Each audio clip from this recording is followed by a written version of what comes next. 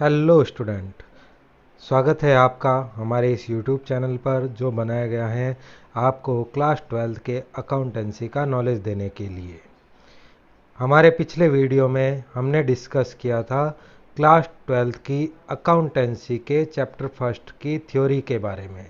यानी पिछले वीडियोस में मैंने पहले चैप्टर की, जिसका नाम है अलाभकारी संस्थाओं के लिए लेखांकन, उसकी थ्योरी के पहले 3 पेज पढ़ा दिए थे। आज के वीडियो में हम उससे आगे का डिस्कशन करेंगे।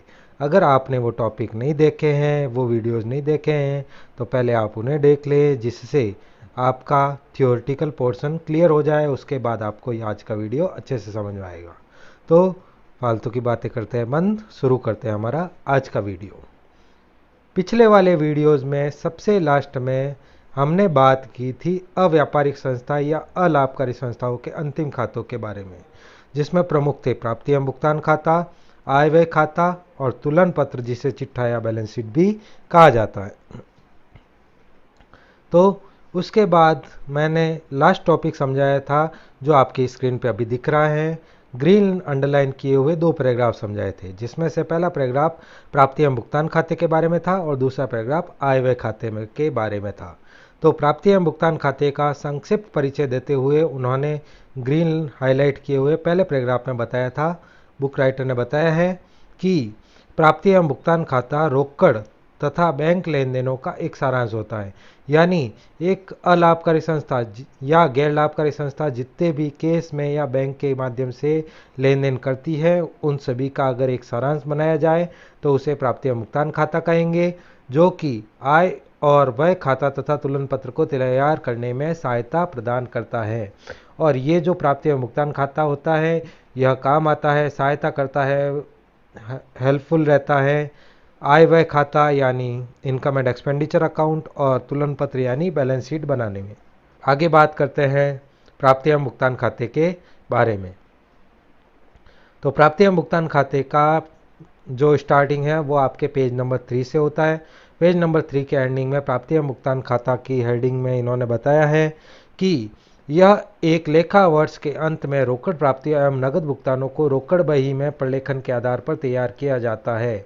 यानी इनको बनाने के लिए इन्होंने साफ साफ बताया है कि एक लेखा वर्ष के अंत में जो भी रोकड़ प्राप्ति एवं रोकड़ भुगतान होती है, जिसे रोकड़ बही में लिखा जाता है, उसके आधार पर वर्ष के अंत में प्राप्ति एवं भुगतान खाता, जिसे रिसीव्ड एंड पेमेंट अकाउंट भी कहते हैं, बनाया जाता है। सरल रूप में यह रोकड़ तथा बैंक लेन देन के विभिन्न शीर्षकों का सारांश होता है। यानी शॉर्ट में कहें, सिंपल वे में कहें, तो जो केस और बैंक के जुड़े हुए जो भी लेन देन होते हैं, रोकड़ में और बैंक के माध्यम से जो भी लेन देन होते हैं, उनका अलग अलग शीर्षकों में अगर कोई सारांश है तो उसे ही हम प्राप्ति एवं भुगतान खाता कहेंगे। उदाहरण के लिए भिन्न भिन्न तिथियों को सदस्यों से प्राप्त किया गया चंदा, जो कि रोकड़ पुस्तक में नाम पक्ष की ओर दर्शाया जाता है, को प्राप्ति एवं भुगतान खाते में एक मद के रूप में इसकी कुल राशि से प्राप्ति पक्ष में दर्शाया जाएगा। आगे इन्होंने समझाया है कि अलग अलग तिथियों को जो भी संस्था के सदस्य होते हैं उनसे चंदा इकट्ठा किया जाता है। अब उस चंदे से जितने भी पैसे आए हैं रोकड़ बही में, रोकड़ पुस्तक में, उसे नाम पक्ष में दर्शाया जाता है और उसी राशि के योग को, उसी राशि की टोटल को, कुल राशि को एक मद के रूप में प्राप्ति एवं भुगतान खाते में प्राप्ति पक्ष की ओर दर्शाया जाता है। इसी प्रकार वेतन, किराया, बिजली का बिल का भुगतान जो कि समय समय पर किए जाते हैं, को रोकड़ बही में जमा पक्ष की ओर प्रलेखित किया जाता है। इसी के बाद आगे इन्होंने बताया है कि इसी तरह से अगर हम बात करें वेतन यानी सैलरी की, किराया यानी रेंट की, या बिजली के बिलों की, इलेक्ट्रिसिटी चार्जेज, इलेक्ट्रिसिटी बिल्स की, तो उनका जो टाइम टाइम पे भुगतान होता है, टाइम टाइम पे जो ये बिल पेमेंट होते हैं, उन्हें रोकड़ बही में तो जमा पक्ष में क्रेडिट साइड में लिखाया जाता है, लेकिन इनकी जो कुल भुगतान होता है, यानी वर्ष भर में जितना भी वेतन चुकाया गया है, वर्ष भर में जितना भी किराया चुकाया गया है, वर्ष भर में जितना भी विद्युत प्रभार यानी इलेक्ट्रिसिटी चार्जेस चुकाए गए हैं, उन सभी को प्राप्ति एवं भुगतान खाते में भुगतान पक्ष की ओर दिखाया जाता है। आगे इन्होंने बताया है, मैंने हाईलाइट भी किया है, इसीलिए प्राप्ति एवं भुगतान खाता विभिन्न प्राप्तियों एवं भुगतानों, चाहे वह चालू अवधि से संबंधित हो, चाहे ध्रुव अवधि से संबंधित हो, चाहे वह आगामी अवधि से संबंधित हो, उन्हें पूंजीगत या आयगत प्रकृति के हो तो भी उन्हें सारांश के रूप में प्राप्ति एवं भुगतान खाते में प्रस्तुत किया जाता है, दिखाया जाता है। आगे इन्होंने क्लियरली जो बताया है वो एक विशेषता है जिसमें ये बता रहे हैं कि जो प्राप्ति एवं भुगतान खाता होता है उसमें सभी प्राप्ति एवं भुगतानों को दिखाते हैं, चाहे वह वर्तमान ईयर करंट ईयर से संबंधित हो, चाहे वह प्रीवियस ईयर यानी भूतकाल से संबंधित हो, या फिर वो फ्यूचर से संबंधित हो, आगामी वर्ष से संबंधित लेन देन ही क्यों ना हो। अगर रोकड़ में लेन देन हुए हैं तो उसे प्राप्ति एवं भुगतान खाते में दिखाया जाएगा। आगे इसमें इन्होंने क्लियरली मेंशन किया है कि चाहे प्राप्ति आयगत यानी इस वर्ष से जुड़ी हुई हो, चाहे प्राप्तिगत पूंजीगत हो यानी अगले वर्ष या पिछले वर्ष या बहुत सारे वर्षों से संबंधित क्यों ना हो, उन सभी को अगर इस वर्ष के अंदर लेन देन हुआ है तो प्राप्ति एवं भुगतान खाते में दिखाया जाएगा। आगे इन्होंने बताया है यह सूचित किया जा सकता है कि यह खाता कोई गैर मद जैसे हाश की राशि को नहीं दर्शाता है। आगे एक मैंने अंडरलाइन किया है ग्रीन लाइन से, उसमें इन्होंने बताया है कि हाश की राशि, क्योंकि हाश की राशि एक ऐसी राशि है जिसमें रोकड़ का लेन देन नहीं होता है, तो इसलिए इसे गैर रोकड़ मद माना जाता है और इसे प्राप्ति एवं भुगतान खाते में नहीं दर्शाया जाता है। प्राप्ति एवं भुगतान खाते का प्रारंभिक शेष हस्तस्थ और बैंकस्थ रोकड़ को प्रदर्शित करता है जो कि इसके प्राप्ति पक्ष की ओर दर्शाया गया है, तथा अंतिम शेष वर्ष के अंत में हस्तस्थ रोकड़ और बैंकस्थ रोकड़ के शेष को दर्शाता है जो कि प्राप्ति एवं भुगतान खाते के जमा पक्ष की ओर दर्शाई गई है। यद्यपि यह अंत में बैंक अधिविकर्ष है तो इसे अंतिम मद के रूप में इसके नाम पक्ष में दर्शाया जाएगा। आगे जो हाईलाइट किया हुआ ये पैराग्राफ है जिसको मैंने अभी पढ़ा है, इसमें इन्होंने बताया है प्राप्ति एवं भुगतान का जो प्रारंभिक शेष यानी ओपनिंग बैलेंस होता है उसमें वर्ष के शुरुआत में जितनी भी गल्ले में रुपए थे यानी रोकड़ थी, या जितने भी बैंक में रुपए पड़े थे यानी जो भी बैंकस्थ रोकड़ थी, उन सभी को प्रारंभिक शेष में प्राप्ति पक्ष की ओर वर्ष के शुरुआती शेष के रूप में दर्शाया जाता है। और वर्ष का जो अंतिम शेष होता है, चाहे वह हस्तस्थ यानी गले में पड़े हुए रुपए हो, चाहे बैंकस्थ रोकड़ यानी बैंक पे पड़े हुए पैसे हो, उन दोनों को ही वर्ष के अंत में प्राप्ति एवं भुगतान खाते में अंतिम शेष के रूप में भुगतान पक्ष की ओर अंतिम लेन देन के रूप में, अंतिम मद के रूप में दर्शाया जाता है। यहाँ आगे इन्होंने एक बात और क्लियर कर दी है कि अगर बैंक में रुपए नहीं पड़े हैं, बैंक में कोई बैलेंस नहीं है, बल्कि बैंक हमसे रुपए मांग रहा है, तो इस अवस्था को बैंक अधिविकर्ष कहते हैं, जिसे वर्ष के अंत में भुगतान पक्ष की ओर न दिखाकर प्राप्ति पक्ष की ओर दिखाया जाता है, क्योंकि बैंक हमसे रुपए मांग रहा है। इस तरह से वह हमारा कोई जमा उसके पास नहीं है, हमारा रोकड़ नहीं है, बल्कि वह हमसे मांग रहा है, इसलिए उसे प्राप्ति पक्ष की ओर दिखाया जाता है। आगे इन्होंने लिखा है अब हम उदाहरण में दी गई रोकड़ पुस्तक में देखते हैं कि किस प्रकार प्राप्ति एवं भुगतान खाते की प्रत्येक मद की कुल राशि को ज्ञात किया गया है। यानी आगे इन्होंने स्टेप बाय स्टेप समझाया है कि प्राप्ति एवं भुगतान खाता किस प्रकार बनता है। तो स्टूडेंट्स, अभी हम बात करते हैं दृष्टांत फर्स्ट के बारे में जो इससे आगे दिया गया है। इसमें इन्होंने एक रोकड़ पुस्तक दी है जो अभी आपकी स्क्रीन पे दिख रही है। इसमें इन्होंने अलग अलग तिथियों को अलग अलग लेन देन बताए हैं। जैसे 1 अप्रैल को शेष आगे लाए गए लिखा था, बैंक का अलग कॉलम बड़ा है जिसमें 35,000 रुपये पड़े हैं, रोकड़ का अलग कॉलम है जिसमें 20,000 पड़े हैं। फिर जो भी पैसे आए थे उन्हें ना प्राप्ति पक्ष की ओर दर्शाया गया है, जैसे चंदा मिला, प्रवेश शुल्क मिला, आजीवन शुल्क मिला, उन सभी को इन्होंने दर्शा दिया है। भुगतान पक्ष की ओर यानी व्यय पक्ष की ओर इन्होंने साफ साफ पहले बीमा प्रीमियम, छपाई, डाक आदि को बताया है। फिर इसी तरह से ये रोकड़ पुस्तक बनाते हुए अंत में इन्होंने शेष आगे लाया गया दर्शा दिया है। 17,000 रुपये रोकड़ में और 23,400 रुपये बैंक में आगे लाया गया है। अब इसके आधार पर हम किस प्रकार प्राप्ति एवं भुगतान खाता बनाते हैं, तो इसमें इन्होंने सबसे पहले बताया भाग अ। भाग अ में क्या होता है कि जो भी हमारी ये रोकड़ पुस्तक है, रोकड़ पुस्तक का जो प्राप्ति पक्ष है उसमें जितने भी लेन देन हैं उनकी टोटल को हम एक प्राप्ति पक्ष में दिखाते हैं, तो इसीलिए इनके हर एक मद की अलग अलग टोटल निकाली जाएगी। जैसे पहला मेरा यहाँ दे रखा है चंदा, दूसरा प्रवेश शुल्क और तीसरा आजीवन सदस्यता शुल्क। तो उसी का इन्होंने एक नोट्स बनाया है वर्ष के, यानी जो भाग अ है उसमें उन्होंने सीधा सा बताया है भाग अ विभिन्न प्राप्तियों का मदों के अनुसार समूहन, यानी हर एक मद की अलग टोटल निकालते हुए यहाँ इनको समझाया गया है। पहला पॉइंट दे रखा है अभिदान। अभिदान चंदे का ही मतलब होता है। 2014 और 15 के जो चंदे मिले थे, यानी 10 अप्रैल को मिला 1,20,000 जो आपको ऊपर रोकड़ पुस्तक में पता चल जाएगा। 13 सितंबर को मिला 14,400 रुपये, नहीं सॉरी 13 सितंबर 2014 को मिला 45,000, 9 नवंबर 2014 को मिला 35,000 और 7 फरवरी 2015 को मिला 25,000। ऊपर वाली रोकड़ पुस्तक से देख के प्राप्ति पक्ष की इन्होंने ये प्रविष्टियाँ कर ली और उसके बाद इन्हें पता चला कि वर्ष 2014-15 में, वर्तमान वर्ष में उन्हें कुल चंदा 2,25,000 मिला है। इसी तरह से इन्होंने पिछले साल 2013-14 का चंदा निकाल लिया जो एक आदमी से मिला है 30,000 रुपये, और इसके बाद इसी तरह से इन्होंने 2015-16 यानी अगले वर्ष का चंदा निकाल लिया 10,000 रुपये।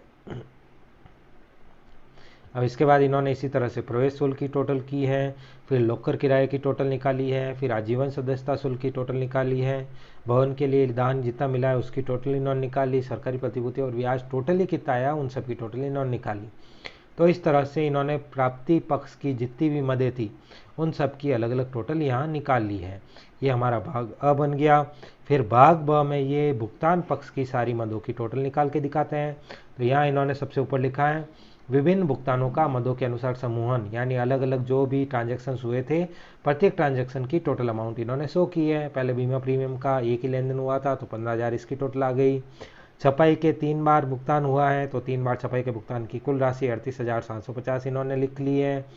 प्रकाश को जो पेमेंट दिया गया है उसको उन्होंने यहाँ लिख लिया है। दूरभाष के लिए 2,600 रुपये इन्होंने पेमेंट निकाल लिया है। इस तरह से सभी मदों की यहाँ टोटल करके ये दिखा रहे हैं। और इन सभी मदों को लिखने के बाद अंत में ये बात कर रहे हैं डाक एवं कुरियर सेवा की। डाक एवं कुरियर सेवा की टोटल इन्होंने 2,000 बता दी है। इसके बाद वो अंत में बता रहे हैं उपरोक्त आंकड़ों को खाता बही में क्रमशः उनके खातों के रूप में दर्शाया जा सकता है। प्राप्ति एवं भुगतानों के मदों की एक सूची का विवरण निम्न है। ये आगे की चीज़ आपके इम्पोर्टेंट है, काम की है, जो आपके पेज नंबर 8 पे दी गई है। आपको इस सूची को अच्छे से समझ लेना है। इसकी हर एक मद की जानकारी आपको होनी चाहिए क्योंकि ये सूची आपके प्राप्ति एवं भुगतान खाते और आगे जो भी आप बनाओगे, चाहे वह आय खाता है, आय व्यय खाता है, चाहे तुलन पत्र हैं, उन सभी में यूजफुल रहेगी। तो इसे आपको अच्छे से समझना है। ये आपके पुस्तक के पेज नंबर 8 पे दी गई है और मैं अलग से एक वीडियो इसके ऊपर भी बना दूंगा ताकि आपको इसको समझने में कोई प्रॉब्लम ना आए। ये प्राप्ति एवं भुगतान खाते की एक श्रेष्ठ सूची दी गई है। मैन टॉपिक अभी डिस्कस कर लेता हूँ, बाद में मैन तो इनको डिस्कस करना ही है। पहला टॉपिक है अभिदान, जिसे हिंदी में चंदा कहा जाता है। बाकी आजीवन सदस्यता शुल्क जो पूरी ज़िंदगी भर के लिए चुकाया जाता है। सावधि जमा पर ब्याज यानी एफडी पर मिलने वाला ब्याज होता है। आगे प्राप्ति पक्ष में तो कोई विशिष्ट मद है नहीं। भुगतान पक्ष में इन्होंने बताया है अलग अलग तरह के भुगतानों को, जिसमें 8वां जो भुगतान है सम्मानार्थ पारितोषिक, यानी किसी भी व्यक्ति को उसके कार्य के बदले मिलने वाला पारितोषिक। अगला है दूरभाष प्रभार यानी टेलीफोन का बिल। इसके बाद इन्होंने 12 नंबर पे बताया है खेल के मैदान का रख रखाव, यानी जो भी गार्डन होता है उसकी सफाई का जो खर्चा है, उसको तैयार रखने का जो खर्चा है वो सारा। आगे इन्होंने साप्ताहिकों के लिए अभिदान बताया है, यानी एक चंदा पेमेंट करना होता है जिससे आपके संस्था में रेगुलर पत्रिकाएं आती रहे, उसे साप्ताहिकों के लिए अभिदान कहते हैं, जिसको इन्होंने भुगतान पक्ष में दिखाया है। 15वां पॉइंट अंकेक्षण शुल्क, जिसमें ये बात करते हैं कि अगर एक संस्था अपने खातों की जांच करवाती है तो उनकी जांच करवाने के लिए जो भी भुगतान किया जाता है उसे अंकेक्षण शुल्क के नाम से बुलाते हैं। आगे 17वां पॉइंट निगम कर यानी कॉर्पोरेट टैक्स होता है। आगे तो नॉर्मल भुगतानों को दर्शाया गया है, बाकी के भुगतान और प्राप्तियाँ नॉर्मल हैं जिनके बारे में आप समझ लोगे, और अगर आपको समझ में नहीं आए तो हम अगले वाले वीडियो में इन्हें अच्छे से समझा देंगे। अब लेते हैं इसके आगे जो पेज नंबर 9 है वो आपके लिए बहुत ज़्यादा इंपॉर्टेंट है, क्योंकि पेज नंबर 9 पे आपको प्राप्ति एवं भुगतान खाते का फॉर्मेट समझाया गया है। फॉर्मेट में सबसे पहले आपको प्राप्ति एवं भुगतान खाते की हेडिंग बताई गई है। हेडिंग में क्या लिखा जाता है?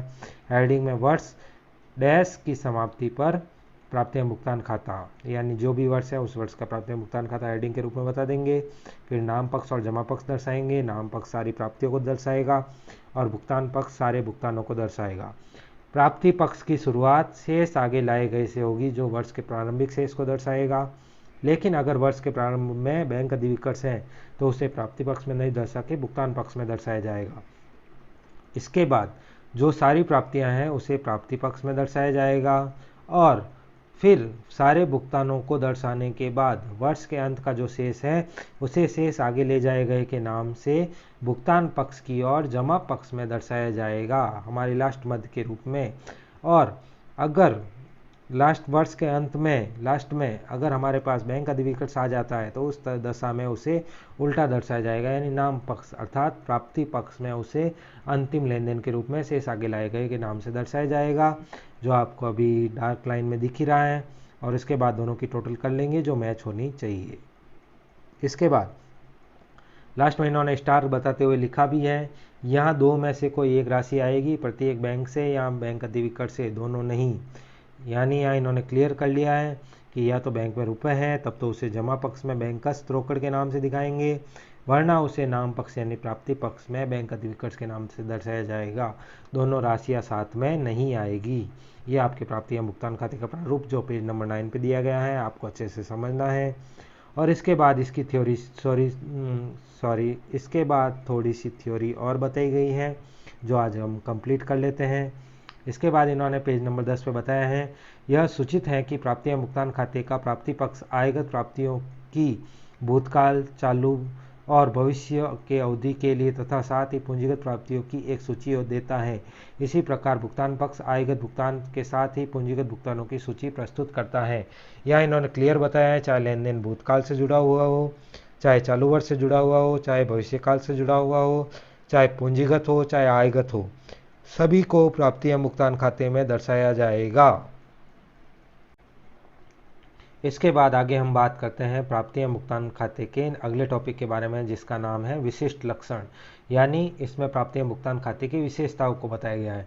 जो इंपॉर्टेंट विशेषताएं हैं मैंने उन्हें हाईलाइट किया है, जो विशेषताएं याद रखने लायक हैं मैंने उन्हें अंडरलाइन किया है, और जो आपको समझाने के लिए नॉर्मल वे में समझाने के लिए लिखी गई लाइनें हैं मैंने उनको ब्लैंक छोड़ दिया है। तो बात करते हैं हमारी विशेषताओं के बारे में। पहली विशेषता यह है, यह रोकड़ पुस्तक का सारांश होता है। इंपॉर्टेंट है इसीलिए हाईलाइट किया हुआ है। इसमें ये बता रहे हैं कि जो रोकड़ बही है उसका जो निचोड़ है, जो सारांश है, वो हमारा प्राप्ति या भुगतान खाता होता है। इसका प्रारूप सामान्यतः रोकड़ पुस्तक जो भट्टा एवं बैंक स्तंभ के बिना हो के नाम पक्ष और जमा पक्ष के समान है। प्राप्तियां नाम पक्ष में दर्ज की जाती हैं और भुगतान जमा पक्ष में दर्ज किए जाते हैं। इन्होंने सिंपल वे में समझा दिया है कि जैसे रोकड़ बही बनती है, रोकड़ पुस्तक बनती है, वैसे ही हमारा प्राप्ति या भुगतान खाता बनता है। सीधी सी बात है, जो भी पैसे आते हैं वो हम नाम पक्ष में दर्शाते हैं और जो भी पैसे जाते हैं उन्हें भुगतान पक्ष में, जमा पक्ष में दर्शाया जाता है। आगे दूसरी विशेषता में इन्होंने बताया है, यह प्राप्ति एवं भुगतानों जिस अवधि से संबंधित है कि कुल राशि को दर्शाता है। तो इसमें इन्होंने क्लियर कहा है कि प्राप्ति एवं भुगतान की एक अवधि में जितना भी पेमेंट हुआ है, जैसे 12 महीने में 12 बार वेतन दिया जाता है, तो प्राप्ति एवं भुगतान खाते में उसे 12 बार नहीं लिख के साल में एक बार 12 बार का टोटल उस खाते में लिख दिया जाता है प्राप्ति पक्ष की ओर। अलग अलग लिखने की इसको जरूरत नहीं है, जो मद होती है उसकी कुल राशि उसमें दर्शा दी जाती है। आगे इसको इन्होंने एक एग्जाम्पल के थ्रू समझाया है जो आप समझ लोगे। पॉइंट नंबर 3 में आपको बताया जा रहा है कि इसमें सभी प्राप्तियां भुगतानों को सम्मिलित किया जाता है, चाहे वह आयगत प्रकृति के हो चाहे पूंजीगत प्रकृति के। ये लाइन इंपॉर्टेंट है इसीलिए मैंने इसको हाईलाइट किया है, आपको अच्छे से याद करना है। इसमें इन्होंने क्लियर बताया है, चाहे लेन देन आयगत प्रकृति का हो यानी सिर्फ इस साल से जुड़ा हुआ हो, या पूंजीगत प्रकृति का हो यानी इस साल के अलावा अन्य वर्षों से भी जुड़ा हुआ हो, सभी प्रकार के लेन देनों को प्राप्तियां भुगतान खाते में दर्शाया जाएगा। पॉइंट नंबर 4 जिसमें इन्होंने बताया है, रोकड़ तथा बैंक से संबंधित प्राप्तियों भुगतानों में कोई अंतर नहीं किया जाएगा। आरंभिक और अंतिम शेष को अपवाद माना जाएगा और कुल प्राप्तियों और भुगतानों की राशि को इस खाते में दर्शाया जाएगा। आगे इन्होंने क्लियरली बताया है कि रोकड़ तथा बैंक से संबंधित जो भी प्राप्तियां भुगतान हैं उनमें कोई अंतर नहीं किया जाएगा। आपने चाहे रोकड़ में प्राप्ति हुई है, चाहे बैंक में प्राप्ति हुई है, आपने चाहे रोकड़ से भुगतान किया है या चाहे बैंक से भुगतान किया है, सभी को इसमें एक ही कॉलम में दर्शाया जाएगा, जिसे हम रोकड़ का कॉलम या राशि का कॉलम कहते हैं। उसी में सारी राशि दर्शाई जाएगी। लेकिन इन्होंने एक चीज़ लिख दी है कि प्रारंभिक और अंतिम शेष इसके अपवाद होंगे, यानी प्रारंभिक और अंतिम शेष में हम रोकड़ और बैंक के जो बैलेंस थे, जो भी बैंक और रोकड़ के शेष थे उन्हें बैंकस्थ और रोकड़स्थ नाम से अलग अलग दिखाएंगे। बाकी सभी लेन देनों में हम बैंक और रोकड़ का भेद नहीं करेंगे। इसके बाद अगला टॉपिक जो हमारा 5वां पॉइंट है, इसमें इन्होंने बताया है किसी भी गैर रोकड़ मद जैसे हास, बकाया व्यय, अर्जित आय इत्यादि को इस खाते में नहीं दर्शाया जाएगा। गैर रोकड़ मद यानी ऐसी मद जिसमें रोकड़ का भुगतान नहीं होता है, जैसे हास, बकाया रह गया किराया, एक्स्ट्रा आ गई आय, इसको इस खाते में कहीं नहीं दर्शाया जाएगा। पॉइंट नंबर 6, इसका आरंभ रोकड़ के प्रारंभिक शेष और बैंकस्थ रोकड़ के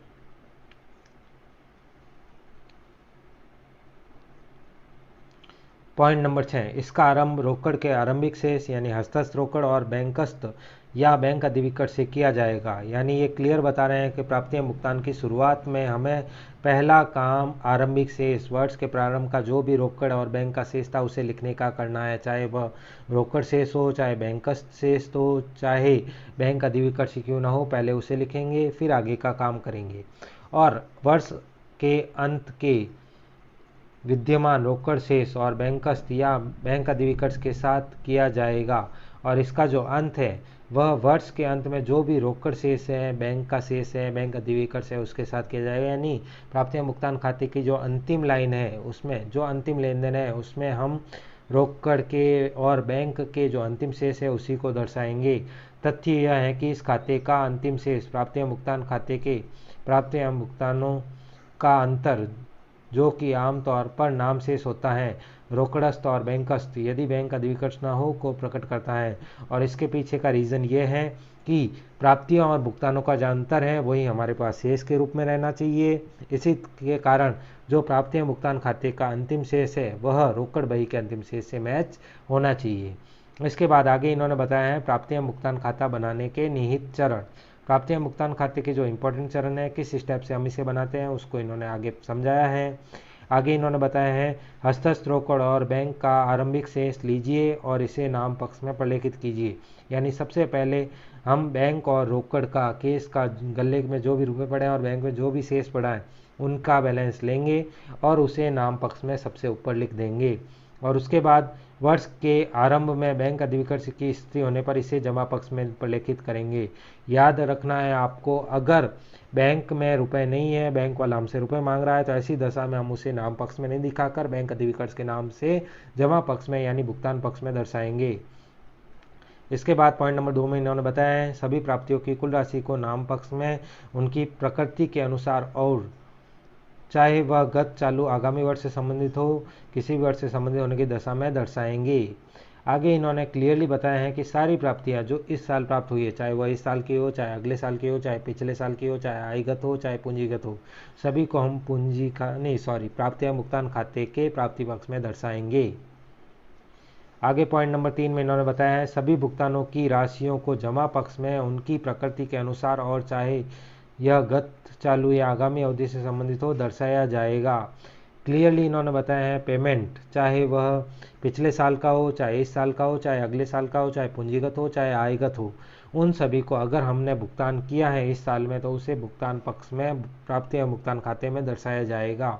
पॉइंट नंबर 4 में इन्होंने क्लियर किया है अप्राप्य आय, देय व्ययों को इस खाते में नहीं दर्शाया जाएगा। यानी बकाया व्यय जो हमने अभी तक नहीं चुकाए हैं, अप्राप्य आय जो अभी तक नहीं आई है, भले ही वह हमारी है, भले ही हमें चुकानी है, लेकिन फिर भी रोकड़ में इसका लेन देन नहीं हुआ है, इसलिए इसको प्राप्तियां भुगतान खाते में नहीं दर्शाया जाएगा। आगे पॉइंट नंबर 5 में इन्होंने बताया है इस खाते के नाम पक्ष और जमा पक्ष के बीच अंतर ज्ञात करें और इसे जमा पक्ष में रोकड़ और बैंक के अंतिम शेष के रूप में प्रलेखित करें। आगे इन्होंने सीधा सा कहा है कि आपको प्राप्ति पक्ष और भुगतान पक्ष दोनों की टोटल लगा देनी है और प्राप्ति पक्ष में से भुगतान पक्ष को घटाकर जो अंतिम शेष आएगा उस अंतिम शेष को वर्ष के अंत में शेष आगे लाए गए के नाम से रोकड़स्थ और रोकड़ या हस्तस्थ रोकड़ या बैंक शेष के रूप में आपको जमा पक्ष में दर्शाना है। जमा पक्ष अंत का है इसलिए उसको नाम पक्ष कहा जाता है। तो यहाँ इसलिए इन्होंने सीधा लिखा है कि जमा पक्ष में लिखा जाएगा और नाम पक्ष का शेष कहलाएगा। यद्यपि जमा पक्ष का योग नाम पक्ष के योग से ज़्यादा है तो अंतर को बैंक अधिविकट के नाम से खाते को बंद करेंगे। आगे इन्होंने क्लियरली कहा है कि अगर अंतर भुगतान पक्ष का ज़्यादा आ जाता है, यानी भुगतान पक्ष की टोटल ज़्यादा आ जाए और प्राप्ति पक्ष की टोटल कम आ जाए, तो इस दशा में हम यह मानेंगे कि पैसे ज़्यादा खर्च हो गए और बैंक वाले हमसे पैसे मांग रहे हैं, और उसे प्राप्ति पक्ष में वर्ष के अंत में शेष आगे लाए गए ब्रैकेट में लिखेंगे बैंक अधिवी कर्ज और इस नाम से हम दर्शाएंगे, और इस तरह से हम अपना जो प्राप्ति एवं भुगतान खाता है उसे पूरा करेंगे।